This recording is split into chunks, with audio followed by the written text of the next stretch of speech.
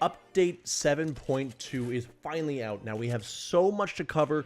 Let's jump right into it. But before we do, I want to make sure I thank all of you guys for all the engagement on last week's video on version 7.1 content update 3. So the stats are on the screen right now. Unbelievable, interacting with that video. I cannot thank you guys enough. Let's go for this one. So 7.2 comes in hot with a brand new scoped revolver. Basically takes up medium ammo, does about 40 to 45 damage per shot. Comes in legendary format. Next thing you guys will notice too is that there's a glider redeploy item this time. So instead of it being a setting, it's something that you find on the ground, and I'll show gameplay right here featuring such. And it's very simple. So when you're in the air, if you press jump, whatever button you have mapped for jump, it will redeploy your glider. Now you have 10 of these, like 10 quote-unquote charges, if you will. If you use up all 10 of them, obviously it goes away. One thing I do want to see Epic go ahead and change is I want to see that be considered a consumable of sorts, so that way it automatically is put in the rightmost inventory slot if you have that option selected in the setting mode, which I do have. So I think that this is a really cool idea for an item. I don't know if it's going to be the most efficient use of an item slot in my opinion, but we'll see, especially in the squad mode, and honestly when it gets a little bit more hectic in terms of the smaller circle and higher build battles and whatnot. So we'll see how that works.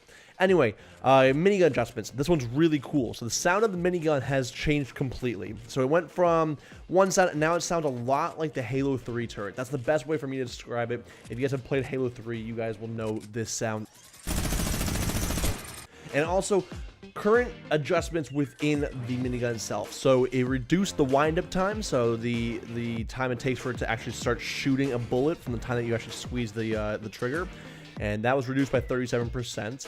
It also added an overheating mechanic, so people can't just spray and pray with it. They can't stack up 999 bullets of small ammo and just let it rain.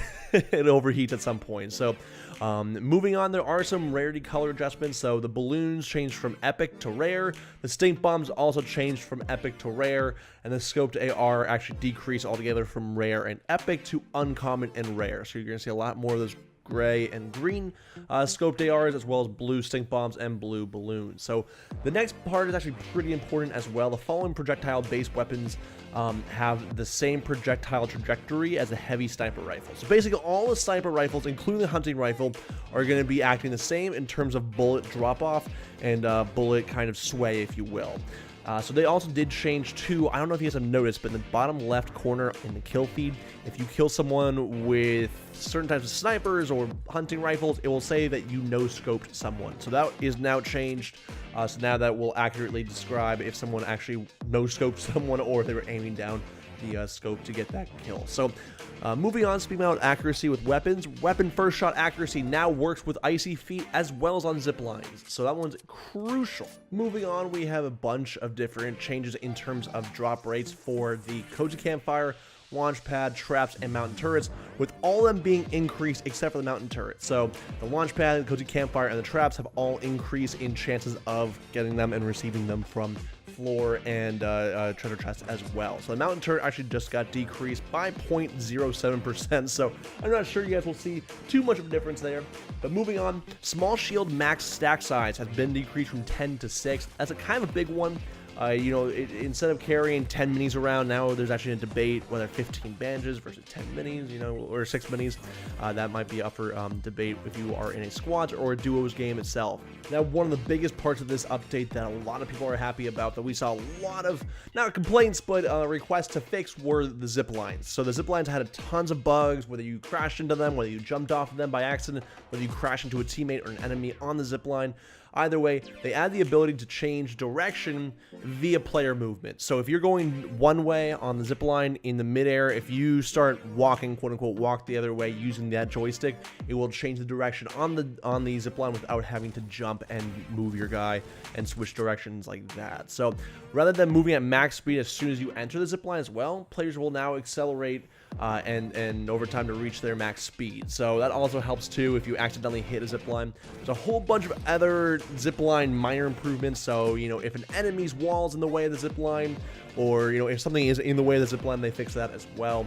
Another big thing that they added, and this was leaked yesterday and the day before actually, and a lot of people were talking about it on Twitter, were the fact that Fortnite is now giving you an extra material if you build a wall that has less than 30% of it actually showing. So what I mean by that is if you're building up the side of a mountain and a part of your wall is inside a mountain or underground and 30% or less is showing, then they will provide that extra material so you can build on to that wall that is inside that mountain. So we're going to see a lot more of that in the future. I'm sure that's going to affect a lot of gameplay moving forward.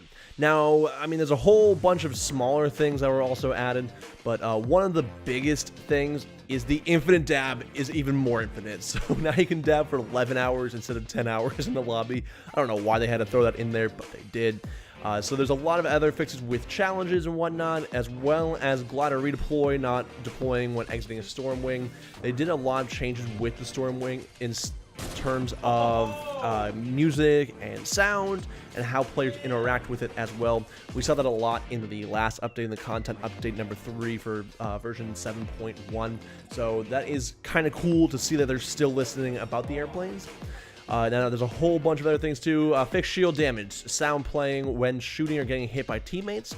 Now when you guys do choose your glider in the lobby, if the glider has music, you can preview that music in the lobby. 2 more things in this update that you guys will notice right off the bat: that building resources of spectated players are now visible, so we can see exactly how many materials our teammate or the person that killed us, how many materials they have. Now, we also have an update to the ammo icon. So a very small change, but you guys will notice it when you are trying to drop ammo to a teammate or to see what your inventory is. They updated the ammo icons to make it look a little bit more realistic and more aesthetically pleasing as well. So again, guys, top box is that previous video, bottom box is that mystery video, just like always, guys. Let me know in the comment section down below what you guys think of this update, as well as what you guys think is the biggest part of this update. What are you guys so pumped for that they finally fixed or added to this update? I'll see you guys later. Peace out. Have a great day.